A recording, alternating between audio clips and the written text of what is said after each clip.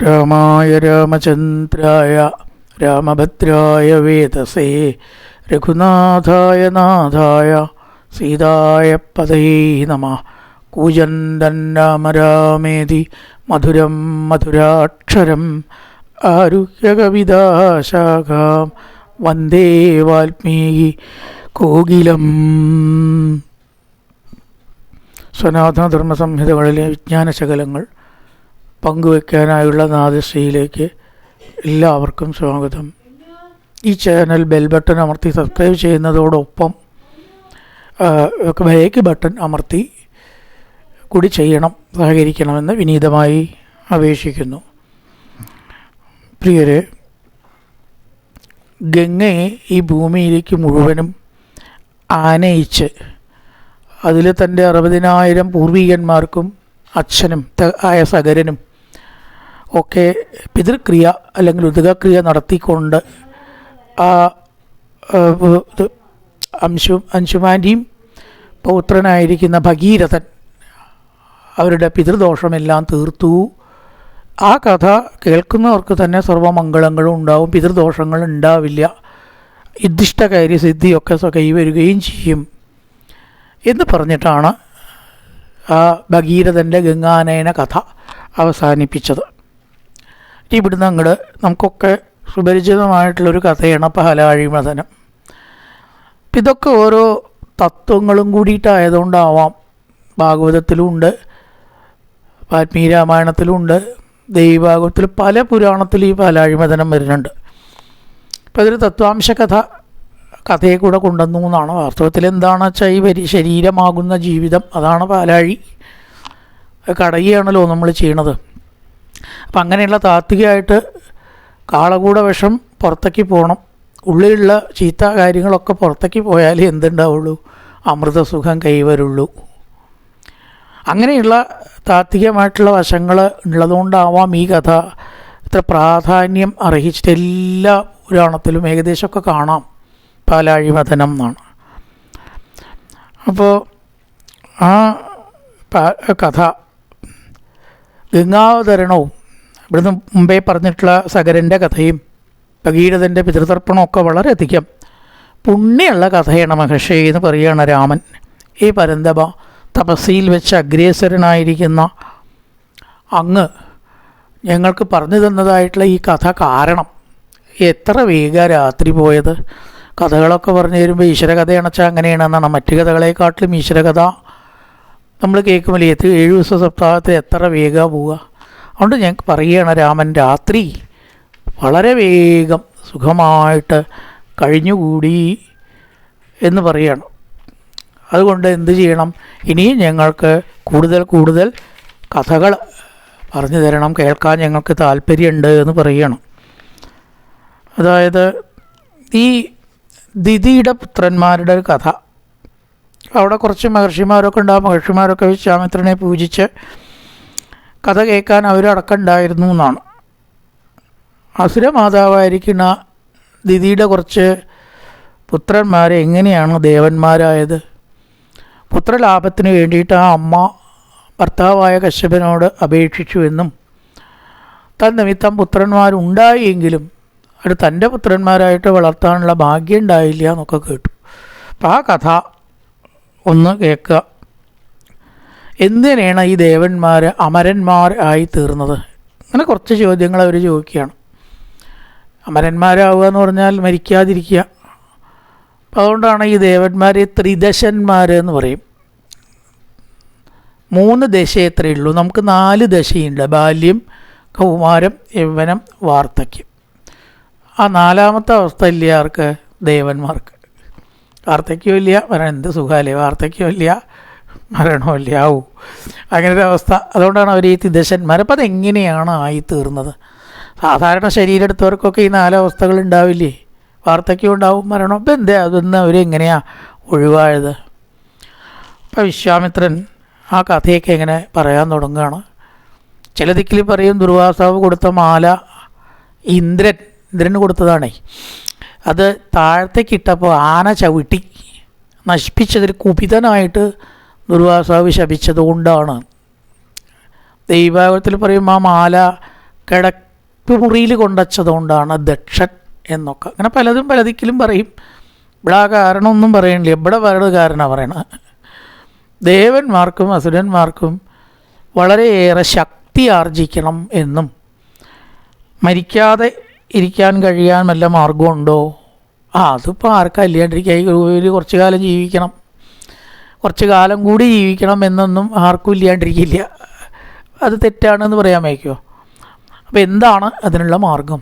മരിക്കാതെ കുറേ കാലം ഇരിക്കണം. ആയുസ്സിൻ്റെ പരിധിയൊക്കെ ഇല്ലാതെ ഇങ്ങനെ ഇരിക്കുക ഭൂമിയിൽ. എല്ലാവർക്കും സുഖമുള്ള കാര്യമാണ്. എത്ര ദുഃഖമാണ് ഈ ജീവിതം എന്ന് പഠിപ്പിച്ചാലും പഠിയാത്തവരാണ്. മരിക്കുക എന്ന് കേട്ടാൽ സങ്കടവും പേടിയും ഭീതി ആശങ്കയും ഒക്കെ വരുന്നവരാണ് നമ്മൾ. സത്യത്തിൽ സുഖമല്ലേ? ശരീരം വിട്ടാണ് പോയാൽ അത്ര സുഖമാണ്. പിന്നെ അതാരും അധികം വിചാരിക്കലില്ല. ഇപ്പോൾ ഭഗവാനോ ആരോ പറഞ്ഞിട്ടാണെന്നാണ്, പാലാഴി കടഞ്ഞിട്ട് അമൃതം എടുക്കുകയാണെങ്കിൽ അതുകൊണ്ട് മരിക്കാതെ കണ്ടിരിക്കാം. വിഷ്ണുവാണ് പറഞ്ഞത് എന്നാണ് ഭാഗവതത്തിലൊക്കെ പറയുക. എങ്ങനെയോ ഇവർ ആ വിദ്യ മനസ്സിലാക്കി. പാലാഴി കടഞ്ഞിട്ട് അമൃതം കഴിച്ചാൽ മരിക്കാണ്ടിരിക്കുക എന്ന് മനസ്സിലാക്കി എന്ന് പറഞ്ഞാൽ മതിയല്ലോ. എവിടുന്നാന്ന് ആയിക്കോട്ടെ. എന്നാൽ പിന്നെ കടയല്ലേ എന്നായി. ദേവന്മാരും അസുരന്മാരും യോജിച്ചിട്ട് വേണം ഈ ഉദ്യമത്തിൽ ഏർപ്പെടാൻ. അതെന്താ കാരണം? ദേവന്മാർക്ക് നല്ല ബുദ്ധിശക്തിയാണ്. എങ്ങനെ വേണം ഏത് ചെയ്യണം എന്നൊക്കെ അറിയാൻ. കായിക ബലം അവർക്ക് കുറച്ച് കുറയും. അസുരന്മാർക്ക് അല്ല, കൂറ്റന്മാർ ശക്തന്മാരാണ്, എന്ത് വേണമെങ്കിലും ചെയ്യാം. പക്ഷേ തലയിൽ ബുദ്ധി കുറച്ച് കുറവാണ്. ഇപ്പോൾ ഭഗവാൻ പറഞ്ഞു കൊടുത്തു എന്നാണ് പറയുന്നത്. രണ്ടും കൂടിയാണ് യോജിപ്പിച്ചാൽ എന്താ? ദേവന്മാരുടെ ബുദ്ധിയും അസുരന്മാരുടെ കായിക ബലവും രണ്ടും കൂടിയാണ് യോജിപ്പിച്ചാൽ ഈ ലോകത്തിൽ എന്തൊക്കെ നേട്ടങ്ങൾ ഉണ്ടാക്കാം. അതുകൊണ്ട് നിങ്ങൾ ഈ മത്സരബുദ്ധി ആദ്യം ഉപേക്ഷിക്കുക. ദേവന്മാരും അസുരന്മാരും എപ്പോഴും അങ്ങനെയാണ്. അല്ലേ, കീരിയും പാമ്പും പോലെ. കൂട്ടരെ ഒക്കെ ഇട്ട് മാറ്റി വയ്ക്കൂ. നിങ്ങൾ കൂട്ടി യോജിപ്പിച്ചിട്ട് ഈ പാലാഴിൽ നിന്ന് കടഞ്ഞു നോക്കി. നിങ്ങൾക്ക് കിട്ടാൻ പോണത് ചില്ലറ സംഗതിയൊന്നുമില്ല, അമൃതമാണ്. കടയിൽ പോയി വാങ്ങാൻ കിട്ടുമോ? കുറച്ച് അമൃത് വേണം ഒരു പാക്കറ്റ് എന്ന് പറഞ്ഞാൽ. അപ്പോൾ എവിടെയും ലോകത്തിൽ കിട്ടാത്തതായിരിക്കുന്ന അമൃതം എന്ന മഹാത്ഭുത വസ്തു നിങ്ങൾക്ക് സ്വായത്തമാക്കാം. അതാണ്ട് ഭക്ഷിച്ചാലോ പിന്നെ നിങ്ങൾക്ക് മരിക്കും വേണ്ട, ജനിക്കും വേണ്ട. അപ്പം അവർ യോജിച്ചു. അപ്പം അതിന് അസുരന്മാരും ദേവന്മാരും അതിന് കയറ് വേണ്ടേ കടയാൻ? വാസുകിയെ കയറാക്കി എന്തെങ്കിലും ഒരു വസ്തുവിൽ ചുറ്റണം, എന്നിട്ടാണല്ലോ തൈര് കടയ. പണ്ടൊക്കെ അങ്ങനെ. എന്നിപ്പോൾ അതൊക്കെ പറഞ്ഞ ആൾക്കാരൊക്കെ അറിയുന്നില്ല അല്ലേ. കടകോല് കുത്തി നിർത്തി അതിൻ്റെ മുകളിലൊരു കയറൊക്കെ 2-3 ചുറ്റ് കെട്ടി ഇങ്ങനെ വലിച്ചിട്ടാണ് സാധാരണ തൈര് കടയുക. അപ്പം അങ്ങനെ ഉണ്ടോ തൈര് കടപ്പ്? ആകപ്പാടെ കേട്ടാൽ ആകപ്പാട് അസ്വസ്ഥത ജനിപ്പിക്കുന്ന ശബ്ദം അതിലാണ്ട് ഒഴിക്കും. സ്വിച്ച് ഓൺ ചെയ്തിട്ടാണ് തൈര് കടയുക അല്ലേ. ശബ്ദം കേട്ടാൽ ഒന്ന് നിന്ന് കിട്ടിയാൽ മതി, ഓടാൻ തോന്നും വീട്ടിൻ്റെ ഉള്ളിൽ. ആ മാതിരി ശബ്ദമാണ് അല്ലേ. ചില മിക്സിക്കൊക്കെ ഉണ്ടാവുക ശബ്ദം ഇല്ലെങ്കിൽ കുറവ് ഭേദാട്ടോ. എന്തൊരു ശബ്ദമായിരിക്കും അത്. ഞാൻ പറയാം, ഏറ്റവും വീട്ടിൽ അപകടം പിടിച്ച സാധനം ഈ മിക്സിയാണ്. കാരണം ഇതിൻ്റെ ശബ്ദം കേട്ടാൽ പിന്നെ ഭക്ഷണവും വേണ്ട, അവിടെ ഇരിക്കും വേണ്ട, ഏതെങ്കിലും ഓടിപ്പോയാൽ മതി എന്നൊക്കെ തോന്നും ചിലപ്പോൾ ശബ്ദം കേട്ടാലേ. ആ മാതിരി ശബ്ദമാണ്. വേറെ ഒന്നിനെ കൊണ്ട് ഇത്ര ശബ്ദ കുഴപ്പമില്ല. എന്തായാലും പണ്ടങ്ങനെയല്ല. കടകോല് നിർത്തി കയറൊക്കെ ചുറ്റി ചെറിയൊരു ശബ്ദമേ ഉണ്ടാവുള്ളൂ. ആ ശബ്ദം ചെവിക്ക് സുഖമുള്ള ശബ്ദമാണെന്ന് പറയുക, വീടിന് സുഖമുള്ള ശബ്ദമാണ്, അമംഗളത്തെ ഇല്ലാണ്ടാക്കണ ശബ്ദമാണ് എന്നൊക്കെ പറയുക. എന്തായാലും മന്ദരപർവ്വതത്തെ കടകോലാക്കാനാണ് ഭഗവാന്റെ നിർദ്ദേശം ഉണ്ടായിരുന്നത്. വാസുകിയെ കയറാക്കി അതങ്ങോട്ട് ചുറ്റിക്കടയാൻ തുടങ്ങി. അപ്പം അതാ ഈ കാളകൂട വിഷം ആദ്യത്തിൽ നിന്നുണ്ടായി എന്നാണ്. അപ്പോഴേക്കും എല്ലാവരും ശിവനെ വിളിച്ച് കരഞ്ഞു. ഇങ്ങനത്തെ കാര്യങ്ങളൊക്കെ ശിവനാണ് നല്ലത് എന്നാണ്. ശിവനെ സ്തുതിച്ചു. അപ്പോഴൊക്കെ ഹരി അവിടെ പ്രത്യക്ഷമായി. കാരണം ലോകം മുഴുവൻ നശിക്കും, ഈ വിഷം ഭൂമിയിൽ വീണാൽ മതി. ഭൂമിയുടെ കഥ കഴിഞ്ഞത് തന്നെ. ആറ്റം ബോംബിനെ പോലെ ഒക്കെയുള്ളൊരു വസ്തുവാണ് കാലാഹല വിഷം എന്നാണ് പറയുക. ഏറ്റവും ശക്തിയുള്ള വിഷമാണ്. അത് ഭൂമിയിലേക്ക് വീഴാതെ കഴിക്കണം. ഹരി പറഞ്ഞു, പരമേശ്വര അപ്പം അങ്ങേക്ക് ഇതിന് പരിഹാരം കാണാൻ പറ്റൂ. ഞാനടക്കം ഇതാ അങ്ങയെ ആശ്രയിക്കുകയാണ്. ദയവ് ചെയ്തിട്ട് ഈ വിഷം ഭക്ഷിച്ചാലും വിഷം കഴിച്ചോളൂ എന്നൊരാളോട് പറഞ്ഞാൽ ആരെങ്കിലും ചെയ്യുമോ? പക്ഷേ വിഷ്ണുവിനറിയാം എന്ത്, ശിവനൊന്നും സംഭവിക്കില്ല. ഈ വിഷമല്ല, ഇതിലത്തെ അപ്പുറത്തെ വസ്തു കഴിച്ചാലും ഈശ്വരന് മരണമുണ്ടോ? ഭഗവാൻ അറിയാം, ലോകത്തെ രക്ഷിക്കല്ലേ വേണ്ട എന്നും പറഞ്ഞ് ആ വിഷാണ്ട് കഴിച്ചു. വിഷം കഴിച്ചപ്പോൾ അത് അവിടെ കഴുത്തിൽ തങ്ങി. അതുകൊണ്ടാണ് നീലകണ്ഠൻ, ശിതികണ്ഠൻ എന്നീ പേരൊക്കെ ശിവന് കിട്ടിയത്. അപ്പോൾ താൻ വിഷമം സഹിച്ചിട്ടും എന്തു വേണം? ലോകത്തെ രക്ഷിക്കണം എന്ന ത്യാഗതത്വമാണ്, ത്യാഗത്തിൻ പരിവേഷമാണ് ആര്? പരമേശ്വരൻ ആ അമൃതം എങ്ങനെ കഴിക്കുക, അതേപോലെ ഒട്ടും മടി കൂടാതെ ആ വിഷത്തെ പാനം ചെയ്ത ലോകത്തെ രക്ഷിച്ചു ഭഗവാൻ. അതുകൊണ്ടുണ്ടോ പ്രശ്നം തീരണു? വേഗത ആ പാലാഴിയിൽ അങ്ങോട്ട് താണു പോവുകയാണ് മന്ദരപർവ്വതം. വിഷ്ണുവിനെ വിളിച്ച് കരഞ്ഞു എല്ലാവരും, സർവേശ്വര ഇതിന് പരിഹാരം കാണണേന്ന്. ഇത്രയൊക്കെ ബുദ്ധിമുട്ടിയിട്ടും കാര്യം ഉണ്ടായില്ല. ഭഗവാൻ വലുതായിരിക്കുന്ന കൂർമാവതാരം സ്വീകരിച്ചു. ഇത്ര യോജന വിസ്തീർണത്തിൽ ഈ പർവ്വതത്തിനെ പൊന്തിക്കണമെങ്കിൽ ചെറിയ ആമയ്ക്ക് പറ്റുമോ? ആമാതിരി ഒരാമയുടെ അവതാരം സ്വീകരിച്ചു. മന്ദരപർവ്വതത്തെ അങ്ങോട്ട് പൊന്തിച്ചു എന്ന് പറയണം. വീണ്ടും കടഞ്ഞു മഹാലക്ഷ്മി അതിന്നിങ്ങനെ പൊന്തി വന്നു. പത്മാസനസ്ഥിതേ ദേവി പരബ്രഹ്മസ്വരൂപിണി. എല്ലാവർക്കും ദാരിദ്ര്യം അല്ലേ മുതലായിട്ടതൊക്കെ ഇല്ലാണ്ടാക്കി സമ്പത്ത് സമൃദ്ധി കൊടുക്കുന്നതായിട്ടുള്ള മഹാദേവി അതിൽ നിന്ന് ആവിർഭവിച്ചു. അതുപോലെ തന്നെ അപ്സര സ്ത്രീകൾ ആവിർഭവിച്ചു. ഈ അപ്പ് എന്ന് പറഞ്ഞാൽ വെള്ളമാണ്. അപ്പം അതിൽ നിന്ന് രസത്തോടു കൂടി ഉണ്ടായതുകൊണ്ടാണ് അത്രേ അപ്സരസ് എന്ന പേരുണ്ടായത്. അപ്പിൽ നിന്ന് വെള്ളത്തിൽ നിന്ന് ഉണ്ടായതുകൊണ്ട് അപ്സര സ്ത്രീകൾ. പാരിജാത വൃക്ഷം എന്തും നൽകാൻ കഴിവുള്ളത്. ഐരാവതം എന്ന് പറഞ്ഞിട്ടതായ നാൽക്കൊമ്പൻ വെളുത്ത ആന, ഇതൊക്കെ അതിൽ നിന്ന് ഇങ്ങനെ ഉണ്ടാവുകയാണ്. അത് മനോഹരമായിട്ടുള്ള പല വസ്തുക്കളും. എന്നിട്ടോ അതിൽ നിന്ന് വാരുണി എന്ന മധ്യദേവതയും പൊന്തി വന്നു. മധ്യദേവതയ്ക്ക് വരുണൻ്റെ പുത്രിയാണത്രേ. അതാണ് ഈ വാരുണി എന്ന് പേര് വന്നത്. അതിൻ്റെ അധിഷ്ഠാനദേവ, എല്ലാറ്റിനും അധിഷ്ഠാനദേവത നല്ലതിനും വേണം ചീത്തയ്ക്കും വേണ്ടേ. വാരുണി ദേവത ഒരു കുടത്തില ഇതായിട്ട് വന്നു മദ്യമായിട്ട്. അപ്പോൾ അസുരന്മാർ അത് സ്വീകരിച്ചില്ല എന്നാട്ടോ ഇവിടെ പറയണത്.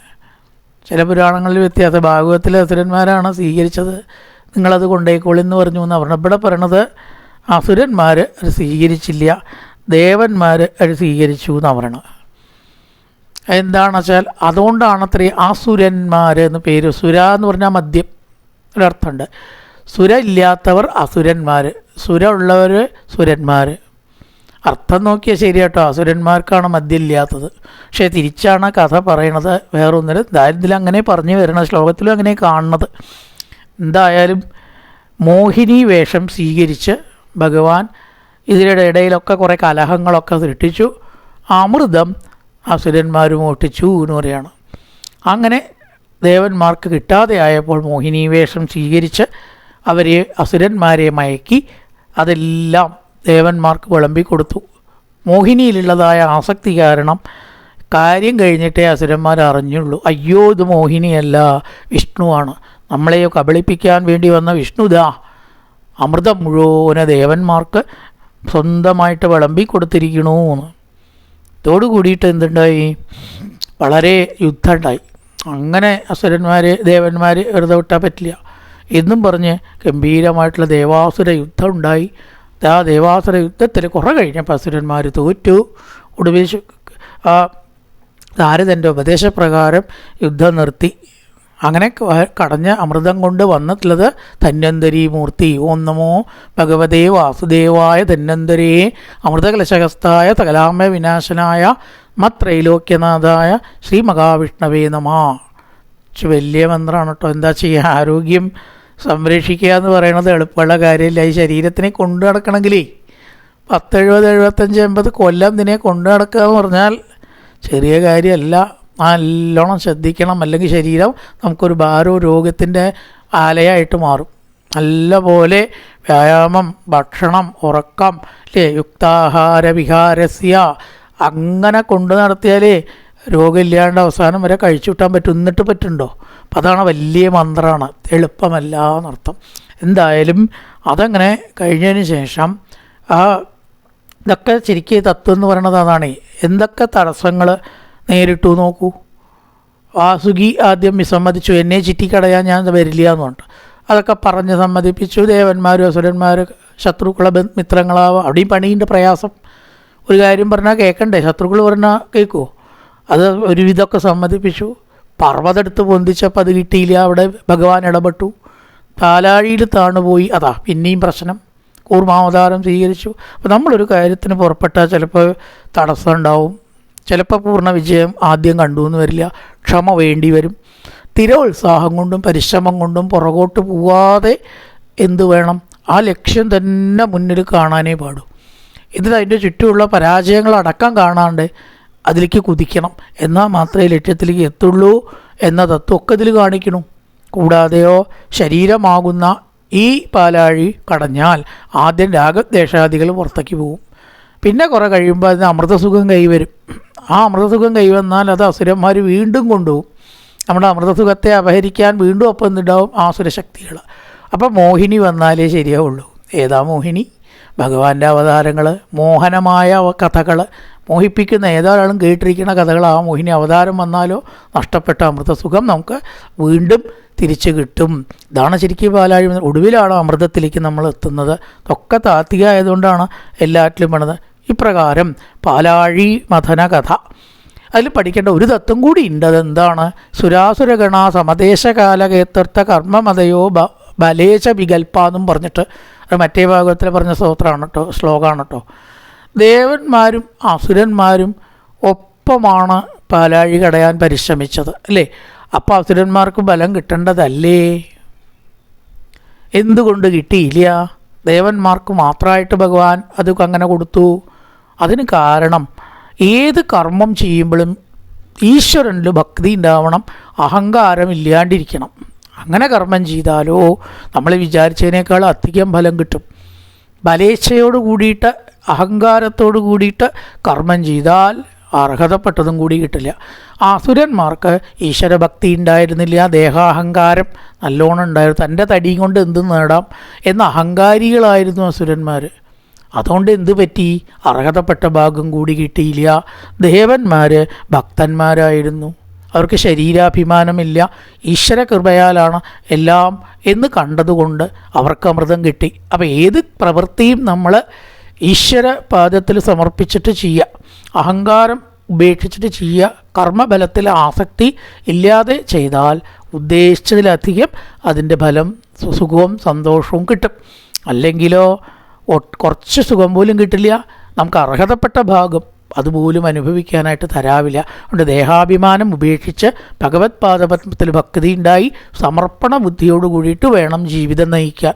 ഏത് കർമ്മവും ഈശ്വരന് സമർപ്പിക്കുക. ഗുണമായാലും ദോഷമായാലും അത് ഭഗവാനാണ് എനിക്ക് തന്നത് എന്ന ഭാവന ഉണ്ടെങ്കിൽ നമുക്കതിൽ പ്രശ്നമില്ലല്ലോ, കർത്തൃത്വ ഭോക്തൃത്വം ഇല്ലല്ലോ.